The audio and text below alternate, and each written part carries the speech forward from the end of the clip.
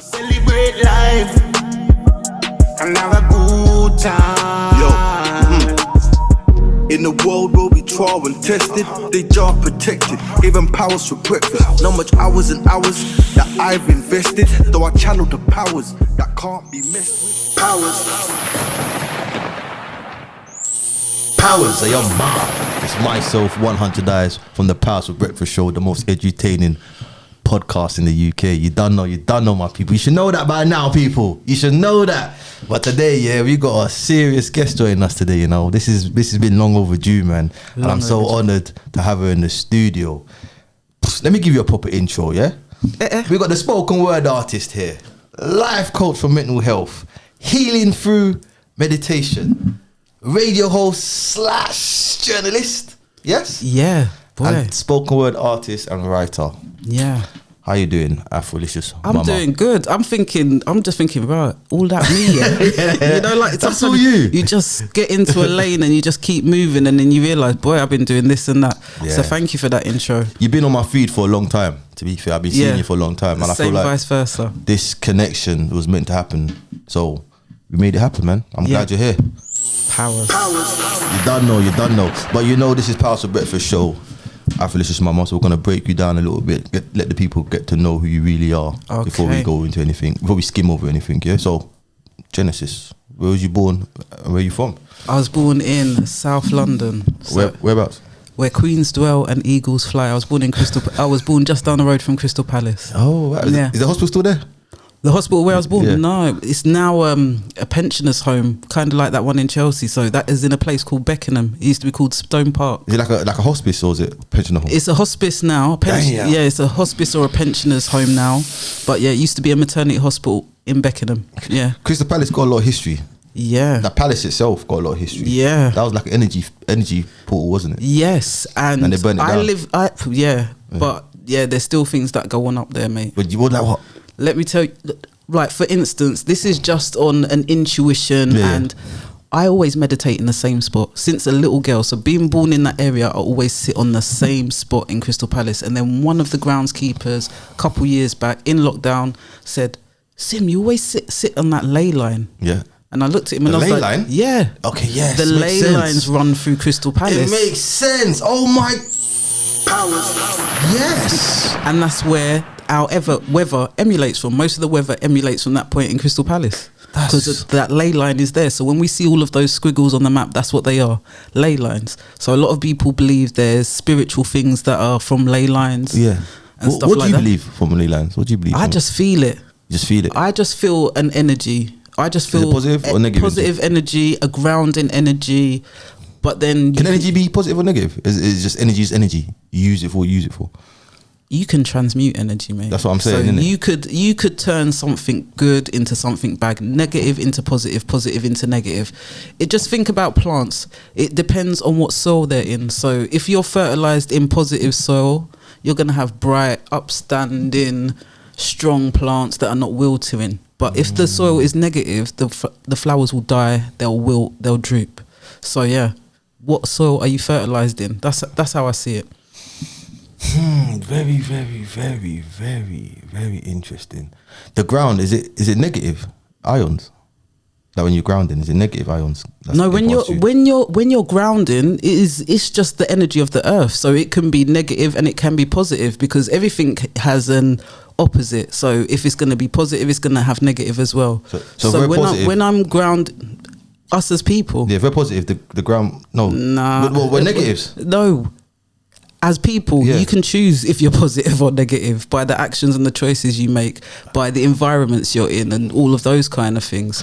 I was talking about on like energy levels. On an energy level, as an energy. Yeah, like forget the good and bad. Just as the machine itself, the machine running on positive. Well, I feel like it's more of a neutral energy. It depends on what we come into contact with. Okay. Yeah. So depending on where the current goes, you know. So it depends. Okay, I only said that because someone updated me about water. Are you talking about the plants and the soil? Okay. So I was thinking, is the water... Have you seen the magical test that everybody's been doing? What's that? When you speak to your water, I've been doing that for years. No, but have you seen the actual test? Yeah, semantic drift. Yeah, it changes. Exactly. Yeah. So depending on if you do not speak to the water whatsoever. Yeah. A lot of a Japanese scientist did it on rice. So he had rice in 3 glasses. Love, hate, neutral. Yeah, exactly. Yep. Exactly. And then the one that was neutral, nothing, no interaction, grew mildew. The one that was spoken to negative, the water just turned dark, murky. But the rice water that was spoken positive to, it became swollen, fluffy, increased. That's good. So it increased. So it shows you that positive increases, but we see that in all different kinds of ways. Powers. Yeah, ascension. Yeah. That's deep, because when you talk about the water, yeah, have you ever walked into a house and you just got that feeling? There's water in the walls, in cement. And if we're talking like that, the water molecules must change in the cement over time due to how you live in your household. Exactly. Right? Exactly. Yeah. So I didn't even get here. We're starting the origins. Because origins are we already there, sir. Let's go back. Afrolicious-mumma. Where the name derived from? Where did the name come from? Yeah. Okay, so the name chose me. I did not choose the name. So for many years I worked in luxury retail and got the nickname Mumma. Okay. But what I'd forgotten or didn't really resonate with me, my great grandma's nickname was Mumma. What? My great grandma. Her first name? No, that was her nickname. Everybody would call her Mumma. Okay. Anybody who knew her called her Mumma. And I'll lead into how. Yeah, we're getting there. Oh my God, this is. Go on. So everyone calls me Mumma, and then on the rave scene, I started going out raving with my cousins. We got the nickname the Crazy Cousins because we just used to party 5 to 6 of us together, and then my daughter would come with us as well because she's a lot older. Okay. So everyone calling me Mumma. We went on a holiday where we did Ibiza for 6 days because I'd left my corporate job where I was being corporate bullied and all kinds of madness. I might have to see that for the book still. Yeah, still, that's a deep one already. Deep one, yeah. Sim, remember NDA. You know, like that. Yeah, exactly. Yeah. So when I decided to leave that job, because I just realised, boy, if I die tomorrow, they'll replace you. My managing director's just going to put an advert for my job. It will be my colleagues that will buy flowers, that maybe check on my kids for the first week, 2 weeks or a month after I've gone. But then who's going to be there for my kids? So I said, you know what, I'm going to leave. I left, I had a little bit of savings, and I decided, you know what, my daughter's about to turn 21. I'm gonna take her maybe Ibiza with me, because I used to go every year for my birthday. So I took her with me, my cousins, and then we'd planned to go to defected Croatia straight after that. Oh, wow. From Ibiza. So we did that, had an amazing time, sunsets, sunrises, drumming down the sunset on Benares Beach, really spiritual, because I saw Ibiza one way, but before I went, and when I arrived there, I felt the spirituality and understanding how close it is to the motherland, and it's got some of the not far from the most magnetic rock on the planet and stuff like that. So just feeling that energy. What there. rock is it? Es Verde, near, not too far from Playa de Bossa, I believe. Okay.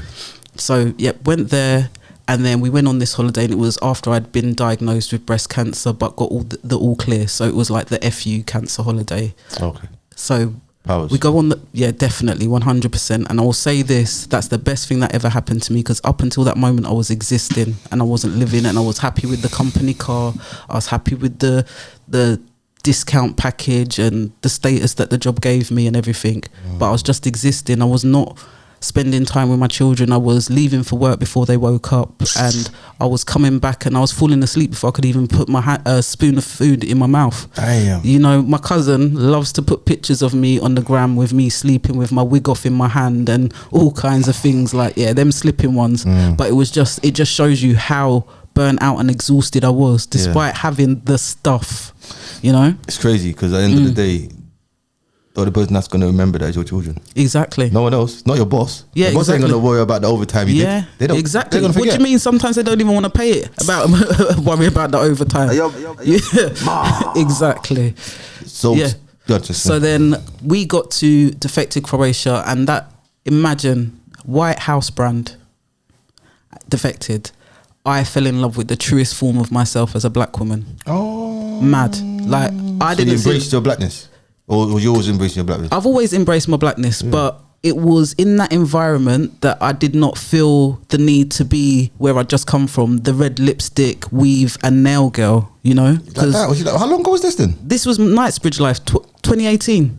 Oh wow. 2018. I might have to do some throwbacks because no one really sees me in them kind of vibes. But yeah, up until then I was the long weave, red lipstick, red nails because I was working for Harrods. So so you had to be on point. I had situations where you'd go into an induction and they'd indirectly tell you that your black hair is not professional. So it wasn't that I'd never worn my hair natural, you know? Yeah. You know, all of those kind of things. So I'd gone from that environment and then I went to Defected and I just danced, felt freedom, joy, no watchy in the dance. Everybody just honour, love, unity, peace, energy. And at the end of the holiday, my friend said to me, and my daughter, what do you want to toast to? And I was like, you know what? We've been away for 12 days. Here's to recovery from the rave. And then I said, here's to rave recuperation. And in that moment, it hit me. Everything that I'm doing, healing immersed in sound, healing immersed in music. So whether it's the spoken word, whether it's radio host, whatever it is healing immersed in sound. It's about raising vibrations and using sound for that. So that's where it hit me. Since we're on the topic though, since you brought up sound healing, I know you like to play with the singing bowls. Yeah, I like to. It's called singing bowls or sound bowls? Yeah, singing bowls, sound bowls. Okay, yeah. Yep. How long you been healing with the sound bowls? How long have I been healing with the sound bowl? I've been receiving for a long time. Maybe the first time was maybe 6-7 years ago, but I've experienced them before then. But intentionally 6-7 years. As an instrument myself, I got my first set in lockdown 2020 when I started teaching. What are they made out of? Well, the first set that I've got is hammered Tibetan copper. Okay, yeah. So I have those, but I've got crystal quartz. That's crushed. It's crushed crystal quartz, and it comes from the ground. Okay. Yeah. I've seen it. What about what difference is it when you put water in it? Is there any difference in the healing side? Well, I wouldn't suggest putting them in your metal ones. Because of rust. Yeah, exactly. And I have attempted that before.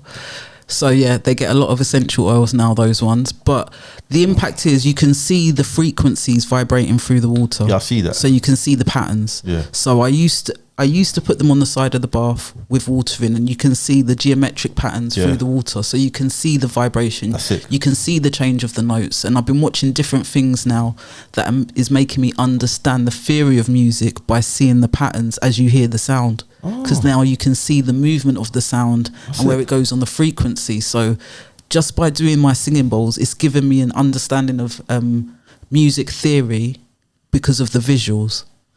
But then with my singing bowls, both sets, the Tibetan and the crystal quartz, they run from C, D, E, F, G, A, B.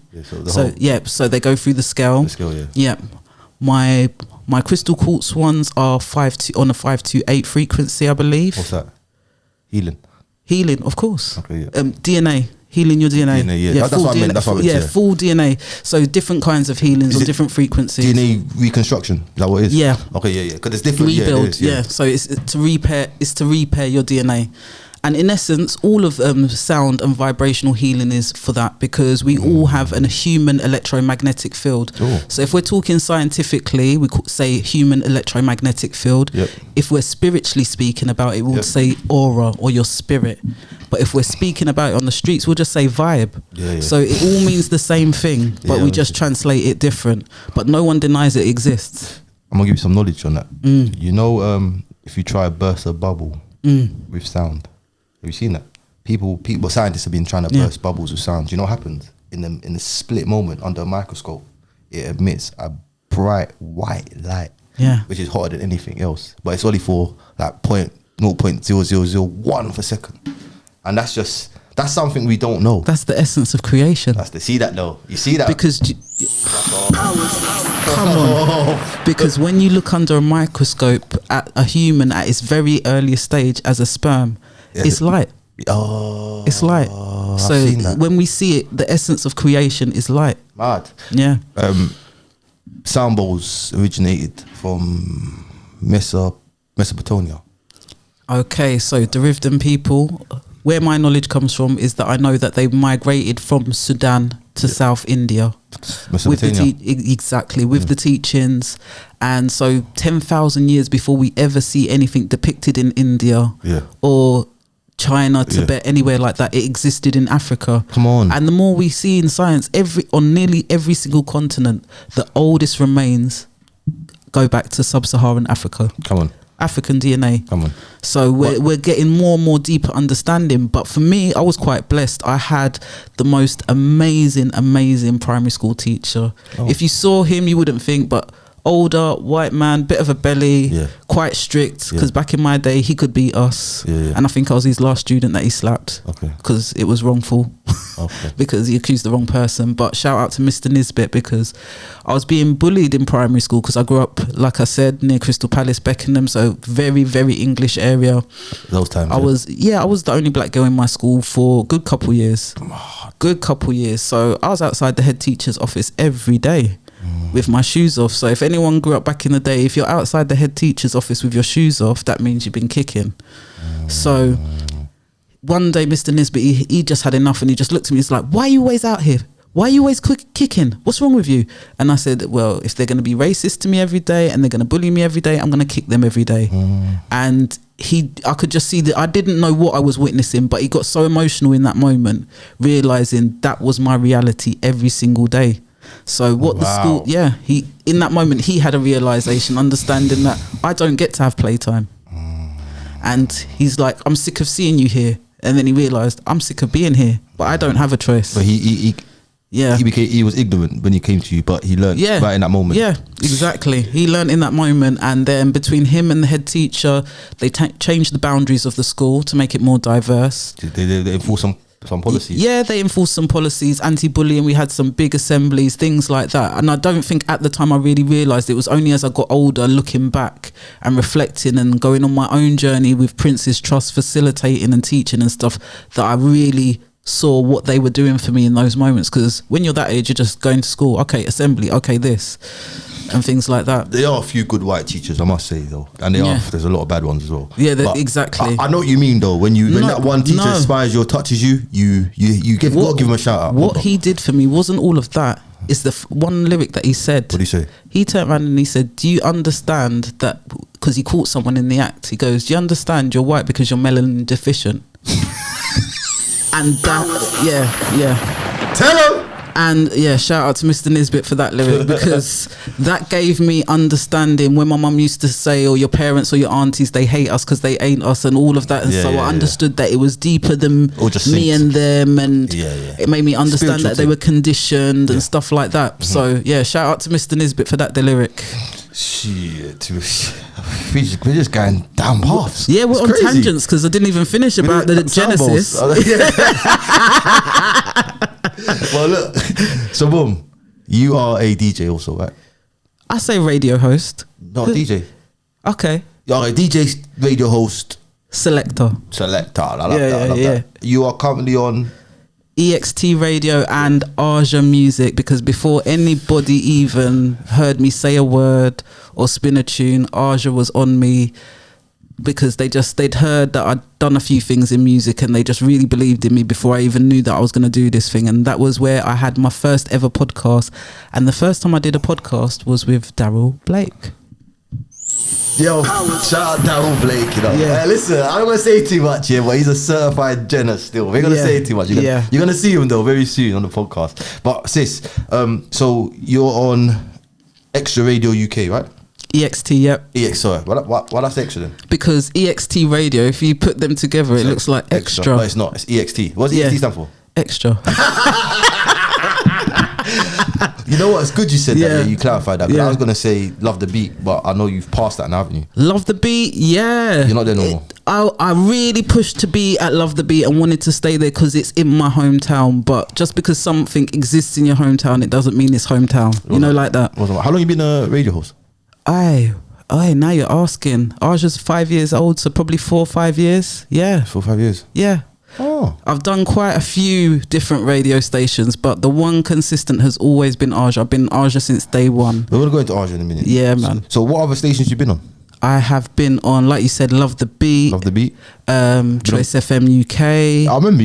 That's how I was introduced to you. Okay. Yeah, okay. Choice FM UK. Okay, yeah, Choice big FM UK. Totally wired. So I get into my Motown sultry feeling. So yeah, I've been on House FM. Croydon FM. Croydon, no, but I've supported Croydon from day one. Big up Croydon FM because they do so much for our hometown territories. Yeah, man.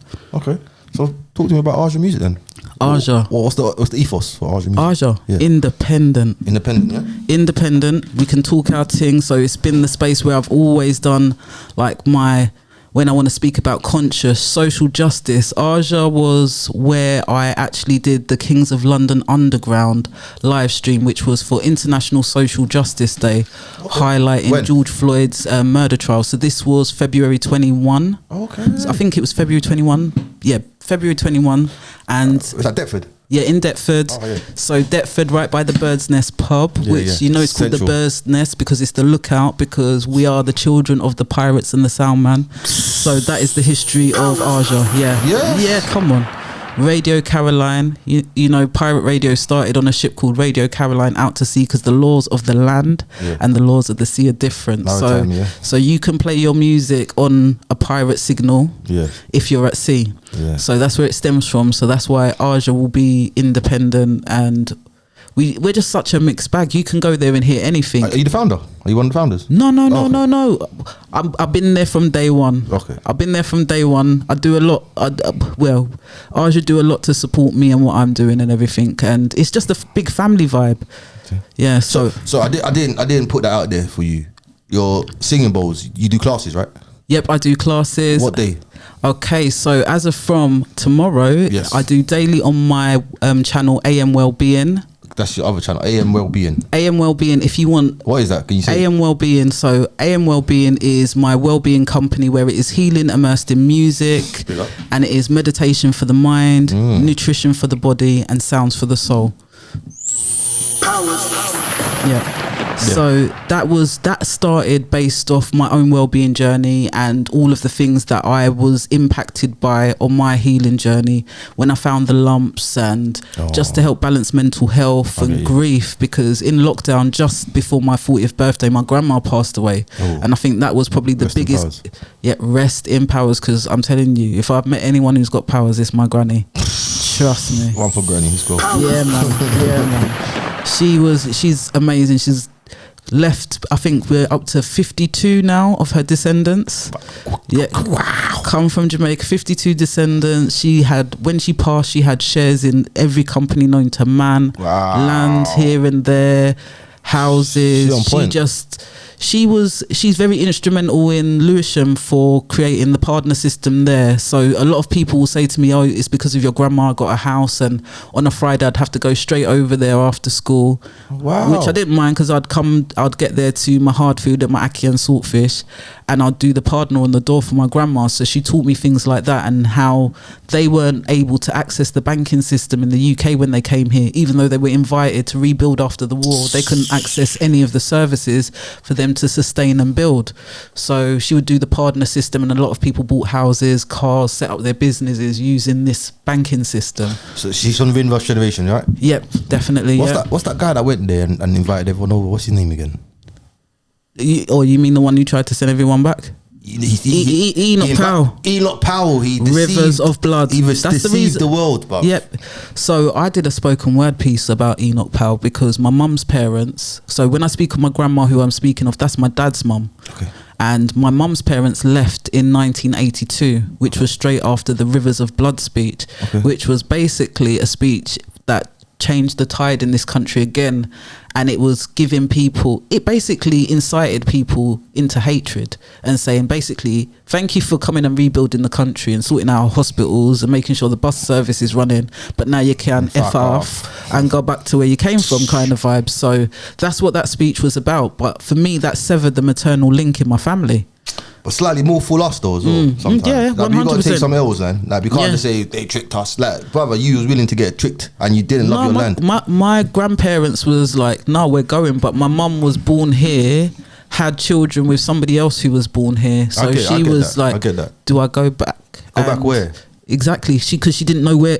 Actually, my mum had been to school there, so I think, but that was a bit traumatizing. But she went immigrated into the country. Yeah, Like that, do you know what I mean? Yeah, she wasn't integrated back into Jamaica, and she said when I went there, even my cousins and my grandma, here come English. So she said it's like a no man's land feeling, because you're not really welcome where you came from, or where they say to you go back from, go back to where you came from, and you're not definitely not welcome in this land.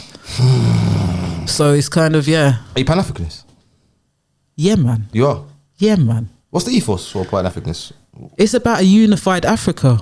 Okay. Unified Africa, one flag, one people, one nation. We're all children of the motherland. Championed by Marcus Garvey. Yep. We have a flag. Yeah. So when you see everybody wearing, especially it's coming up to Kwanzaa, you'll see a lot of Pan-Africans celebrating over the 7 days. Red for the blood. Red for the blood. Black for the colour of us, right? Yeah, for the skin, and green is for the soil, for the earth, for the nature, for the herbs. Yeah, blood on leaves.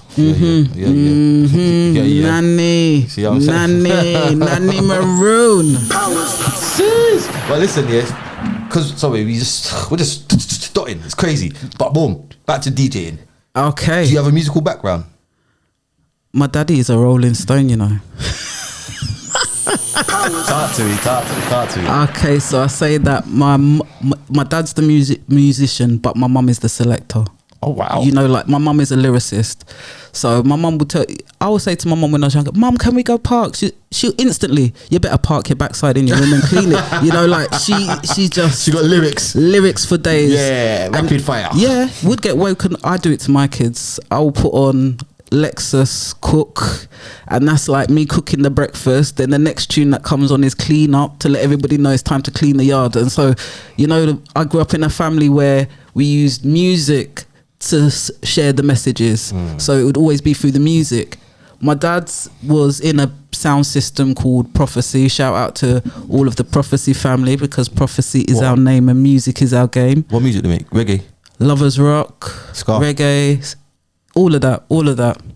So jungle? Even the next generation, I think I'm the only one who's playing anything kind of different. They go up to like 90s R&B and all of them kind of vibes, but very old school. Like my dad's in his 60s, man. Okay, yeah. So U-Roy and them man there. Say that again. It's the era of U-Roy and them man there. What? Yeah. U-Roy? Yeah. I guess Boss Me still on him. I was like, his foundations, like, but they don't talk about him enough. Yeah, bro. He's living, innit? Yeah, exactly. There's so many out there. But the sound system culture, what I'm realizing, because my dad and his boys didn't even know up until about 2 months ago that I was doing anything in music. Because I just wanted to kind of do my own thing and see if I could do it, not because I've got a favour from here or a bring-ins from here or this one's gonna teach me. I just wanted to really carve my own lane and see if I could do it. So it was really interesting, because it was one of my godfather's 9 nights not so long ago. And so when we was there, they were calling everybody onto the stage, the whole sound system, and then they said bring up the children. So then there's other DJs that are in and around the scene in London and stuff there and everything, and they're kind of thinking, because I'm not really out there. I don't go out too much and stuff like that, because I'm more or less embedded in my community most of the time. So it was really interesting for my dad to see his response and somebody say to him, "Your daughter's Afrolicious," and everything like that. And I was like, not like that. What do you mean? Kind of vibes, because I still find it hard to receive that name. Because it's even though it is a part of my life, I'm Simone. My grandma named me after Nina Simone for a reason as well. She wanted me to be a musician and an activist, and that's where my heart and soul lies. Wow. Yeah, man. Mad history, sis. Just little piece, because not everybody want their shared, you know? I look forward to your biography, man. Lads, don't. Like, you're inspirational. You're real inspirational, I must say. I'm telling you, we all have these stories though. Yeah. You know, because everybody talks about 6 degrees of separation, but there's way less than that, and everybody's got a story and a path. You see that? You know, we're all meant to be here to do something. Everybody. You come across to me as a strong person, like strong-willed. Oh gosh. Yeah. And I just want to ask you a question, because I think a lot of people that be watching this will say the same thing I'm saying. Like, you're viewed as strong. So for the people, them, I want you to tell them, from a strong woman, how do you handle your lows? Hey, Yeah, because we need to talk. hey, Like, the stronger you are, the bigger the lows, man. I'm telling you. So it's not. I'm quite honest about my lows. I'm quite honest about taking time for myself, and I don't feel no way. Okay. If I need a break, I'm going to give myself a break. I've worked for many companies and done a lot of things where I've burnt myself out and realised I'm not filling my cup. So what am I giving out of that cup? So you're working till you burn out. You don't work and rest. You're working till you burn out. No, that's how I used to be. Okay. Oh gosh, I'm telling you, when the C word come to check me, Grim Reaper try to give me a kiss, I was like, oh, like that, yeah. I said, okay, I know what I need to do. See you later. Yeah, no, I said, brethren, I got things to do. Yeah. So it definitely gave me, that's when I started going on my journey of understanding you need rest. You need to have self-care. So in the mornings, as a mum, I got a daughter who's 18 now, and from when she was born, she didn't sleep through the night. Shit. And she was hard work. Damn. She is my greatest gift, but she was hard work. And to this day, I still wake up at 4 a.m. because that was her, mum, get up time. Wow. Yeah, and she didn't sleep through the night till she was 4. I feel you. Nearly 4, nearly 5. So in that space of time, I've always had, like, I will have my evening in the morning. My AM well-being, that early part of the day. Makes sense now. So even though AM is Afrolicious-mumma, AM is about setting your day right by what you do in the morning. Yeah, so I agree with that. I journal. I agree with that. Visualize. I'm wake up 5. Meditate. Yeah, come on, 5 a.m. gang. Yeah, don't know. Yeah, so I'll do all of that, and I do a lot of journaling, and journaling is one of the most powerful tools I've ever found, and that works for me. But I know that there's so many things that you can have in your toolkit that help you with your lows and reflecting and just sometimes celebrating the good stuff, being grateful for what you have, because I have to keep reminding myself, boy, I woke up with a house that has electricity, central heating and food, and I'm in the top 1%. Just by that. Yeah, man. So I cannot complain about life. I can only ever give thanks. And it's crazy because I'm even thankful for bad things. No, like, it's good. Thankful for the bad. You have to. Because it made me realise they're blessings. They're either blessings or lessons or blessings. You can't be thankful for good if you don't know bad. Exactly. So yeah, you have to. Duality. You have to have the bad if you're going to get the good. It's the balance. It's the scales of life. So I know that sometimes when bad things are happening, I'm like, right, if it's this bad, what's the blessing going to be? Yeah. And I'm already thinking, and I switch my mind into a solution. I listened to Missy Elliott a lot when I was a teenager, and she taught me how to flip it and reverse it, man. It's perceptions, isn't it? Because when you actually deep it, there's not really no bad. No. It's all just to equip you throughout life. And that's all it is. It's sharpening. There's no bad. It's crazy to say it because in the moment you feel like it. Yeah. But when you take yourself out of it, and you see yourself in hindsight, you be like, okay, I was meant to go through that. Exactly. It's just what it is. Everything that I've been through, I realise, oh my God, this was actually meant to happen. And this is why. Because this is the tools I now have in my back pocket. As a radio host and DJ, what's your favourite genre? Hey, that's like choosing your favourite child. I can't. Yeah, but do you know what? I had this discussion. Yeah, I had this discussion because for me, music is like food. So my first career was food, and I did that for 20 years. And it's like telling me, Sim, what's your favourite dish? If you could only eat one plate of food for the rest of your life, what would you eat? Not that, but what do you draw for on a regular basis? Oh my gosh, like, Afro house, Amapiano, anything Afrolicious. Come on now. So, saying that, you spent a few days with the queen of Amapiano. Oh gosh. Yeah, what's her name? Yeah, Shasha. Yeah, man. How did that manifest?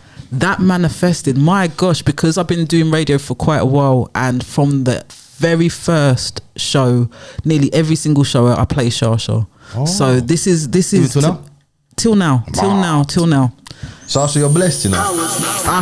Let me tell you something, because this is an example of you never know who's watching. Because I'm quite ditzy, a bit airy fairy. I'm very logical as well, but I lean into all aspects of my being, every layer. And I normally just go with the flow of my energy and what I'm feeling when it comes to music and this and that. And doing my radio shows, it was never about making money. That was the tool that healed me. So when I go radio, that's my soul food. And everything. But now I have people pushing me and telling me about, do you want a manager? You need to be more intentional. You need to but Simone, you're capable of, let me remove that word, you need to. A lot of people have been telling me what I'm capable of and to be more intentional because I'm naturally flowing this stratosphere. Okay, bad. So one day I got an email, and the email said it was a radio plugger from Sony, and would I like to interview Shasha? She's coming to the UK, and I was the first person they thought of. Wow. So I thought, like, there's some ginnels out here. So I thought someone was pranking me. So the response to the email was interesting. So I said, I'm not sure if you're pranking me, but can you please send me your LinkedIn? So I went and checked the person out. Shout out to Elton. So checked him out. Legit. He's legit. Works where he said he worked, everything like that. And he was like, and then he emailed me. He's like, no, you're literally, I'm not gonna lie, you're the first person we thought of because you have just been championing her music and her sound before anyone knew who she was or anything. Before she blew up out here, that's crazy. You've been basically putting in the work on radio with her, and everybody knows that once I fall in love with certain songs, I can play them more than once, twice. I don't. It is what it is. Sometimes. Do you know what?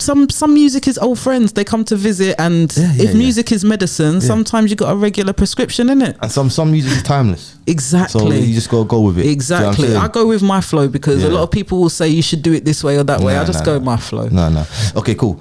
So Amapiano. Yeah. And Afrobeats. What's the difference? Oh, okay. What's the difference? Afrobeats is derived from Nigeria. Well, is it? Yeah. Yeah, it's more. Fella, innit? Fela Kuti. Yeah, Fela Kuti. Last question. If Fela Kuti made Afrobeats, what about the African music before that? What was that classed as? This is what I'm saying, because everyone can say it came from a certain place. And you know one thing I always say about any of the music, because this is me backtracking now, we all started with a beat. And that beat was an African drum. So literally it all stemmed from there.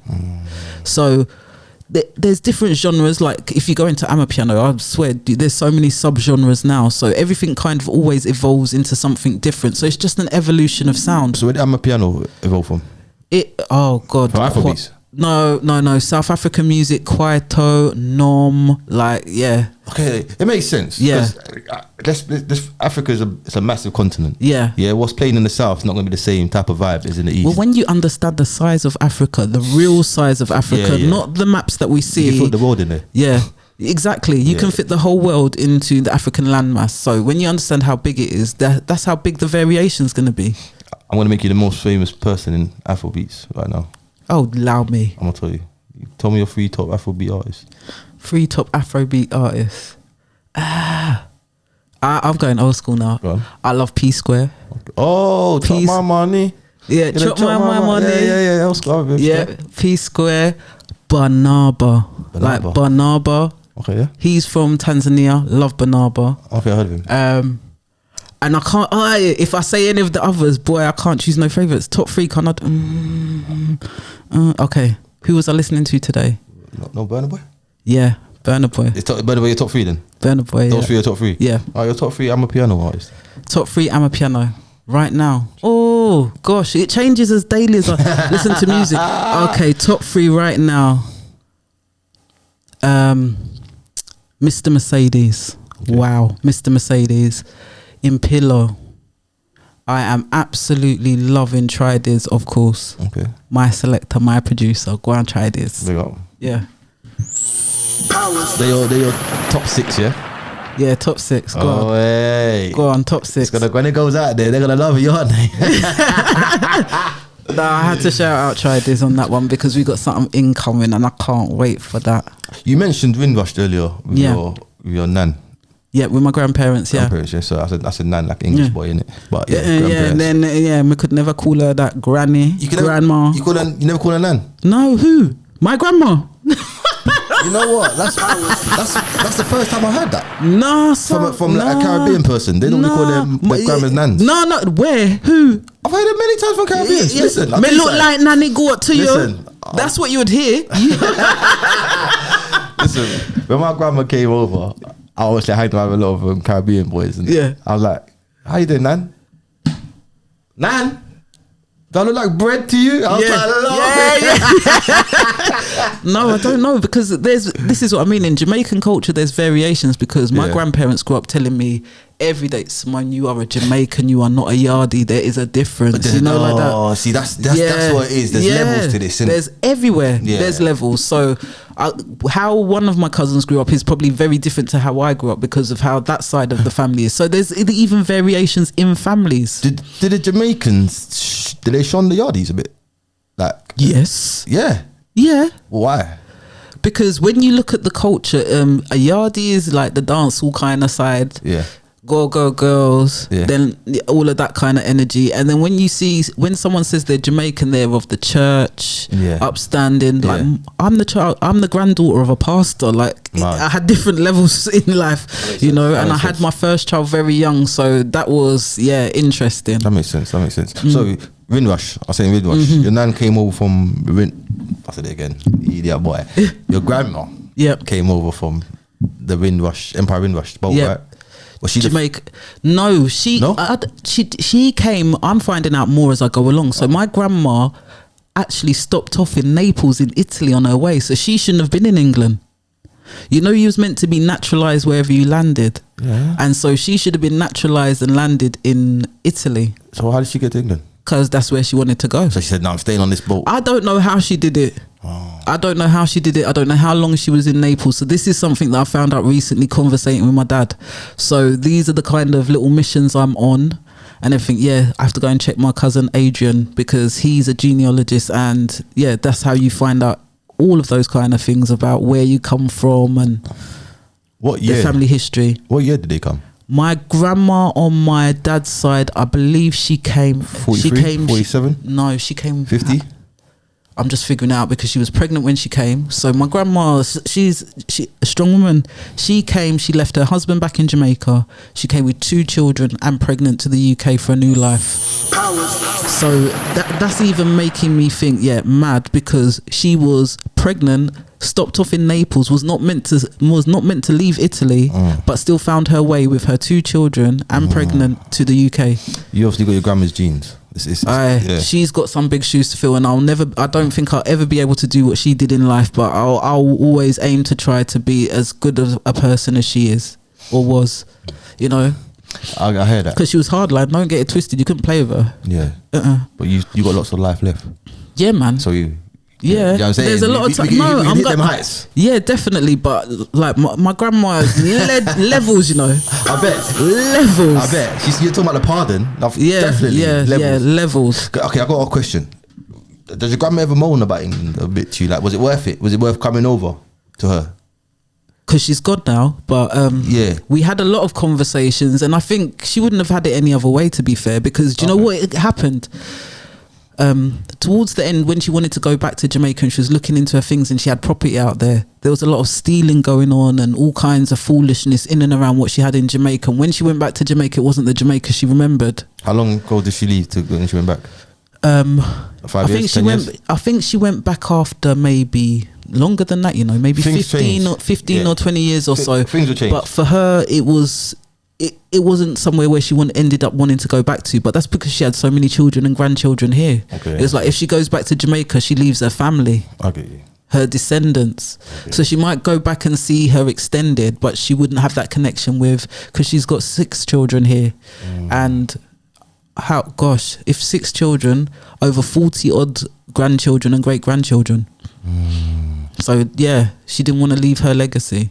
So your grandma is a legend. Yeah, that's a fact. She put it down, laid down the foundations, and look where you are today. Because that's the roots. My mum, your mum, like my mum's levels. But look, it gets filtered down, innit? Exactly. Because whatever the essence your grandma had passed on to your mother. No, but when I speak of this, the woman I'm speaking of, my grandma, is my dad's mum, because my mum's parents, they left in 82, so I had to understand as I'm growing, my mum was 20 years old with 2 children under 2. That's crazy. And her parents have gone back to Jamaica, so she's on this landmass by herself with no relatives. So my mum's got different levels of powers, man.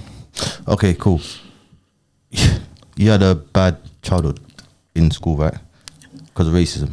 Yeah, but do you know what? It was fertilizer. It was fertilizer, because a lot of people would try to handle what I went through in primary school. Like, nothing else could bother me after that. Nothing else could bother me after that. Would you say UK's racist? Yeah. But like, you know what? In essence, the soil is built on the foundation and everything. If at its core is built on supremacy and racism, it's ingrained in the system and every institution that came from that. Only white people say it's not racist, you know. That's what the people out here say it, bro. Because they could never ever experience what racism feels like in its true essence. So how could they ever understand or describe or even validate something exists that they could never experience? That's true. That's a true point. Okay, I'm gonna go into something. Yeah, it's a bit deeper. Yeah, but I just want your thoughts on this. Yeah. Mm-hmm. Black History Month. Did you see my post? No. Maybe. I said I haven't done nothing for Black History Month because I'm just sick of the tokenism. What do you mean? And the reactionary events and stuff like that, because I'm black every day. Yeah. So why do we need a month? Black history's all the time. We don't say to anybody else or any other race that we need to study whatever forms of history just for 1 month. Are you saying get rid of Black History Month? No. So what are you saying? No, because we have to utilize the vehicle. Because I was in my feelings this Black History Month, and it was because I was approached by certain different organisations, and it just felt reactionary. And one had the cheek to ask me if I was going to put our exhibition in basically the waiting area outside their toilet. So I was done this year. I was done with Black History Month, but I did experience an amazing special celebration with Soul Connections, Transcending Matters, a black spiritual company that is run by Turun Harry Das, and he's also a producer who goes by the name of Profile One, and so he's very spiritual, and I am learning so much about sound healing, singing bowls and sound therapy from him. So he has a place in Portugal, and he comes to the UK. So that's the only thing I did this year for Black History Month. Okay, I mentioned that, yeah, the word black, yeah, because I don't like the word black. It's a colour. It don't define me. It don't define our people. Yeah, so the whole term Black History Month, I've got issue with it, and I'm gonna bring it to the next question now. Yeah? Would you say gang culture and black culture are merged together or not? No, because if you look at some of the oldest gangs, it didn't come from us. It might be a learnt behaviour. But I'm gonna do the question. I'm gonna say the question again. Yeah, remember I just said about the term black. Yeah, is black culture and gang culture merged together? Oh, it's being purposefully. Yeah, 100%. Was it not always merged together? No, because when you look at one of the oldest gang films, it's called Gangs of New York, and they were white Italian man. Yeah, so like, shout out to the Italian connection, my Italian people, them, my friends, them. Yeah, no, I got one good friend, so she'll be laughing when she sees this. But yeah, it's gang culture is about a group of people coming together to commit crime. So that can happen in any color, race, creed, whatever.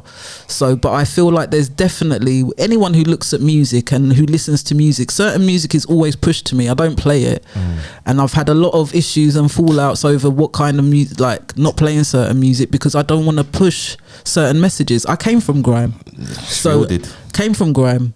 Shout out to the Mixtape Project family. Shout out to my people, them. So yeah, big up. But it doesn't mean because that's where you come from, that's the message you need to continue to give. You need to speak on how do you get out of it, what are you building, what is changing. And so there's a space for everything, because you need to tell your stories. Because somebody who I do listen to, crazy enough, right, because of my daughter, is somebody like I've listened recently to Put a Paper, and it's hard. Yeah, man. No, he's hard. Like he's I think one of the best rappers in the UK. Yeah, 100%. And the maddest thing, right? Do you know I met him 2 seconds from my council house? I think I saw a picture. Yeah, so that was crazy. He had his belly out at that time, innit? Yeah, come jump out the car and everything. Yeah, he's a real one still. Yeah, he is levels, just like he's from even though he's not from my manor, you know, when you just feel someone is ends. Yeah, he's just that, and he's a storyteller of what happens. The stories all stories need to be told, but in the right way. You see, like you got H and them rappers there. They call them culture vultures. How come Put a Paper don't get put in that box ever? Not saying he is, because I respect him. I like his lyrics, but at the same time, do you know what? For me, the difference is what is he talking about? I think people relate to the context and what he's talking about and where he's from and his struggle and stuff like that. People are connecting to that. Struggles worldwide. It's not just black people. Exactly. So I think. Now, big up white paper. Yeah. So, but I feel like artists like H, it's because they just want the swagger to get the gal them, and you can just feel it. Or they've got an agenda. Exactly. To put him front. Exactly. Because guess what? Of the things we built off our backs. Yeah. Because if he's at the front there. Who's not eating now? Who's not eating now? Deep. But they're still selling the same narrative, but one of theirs is eating. Mad. That's how it works.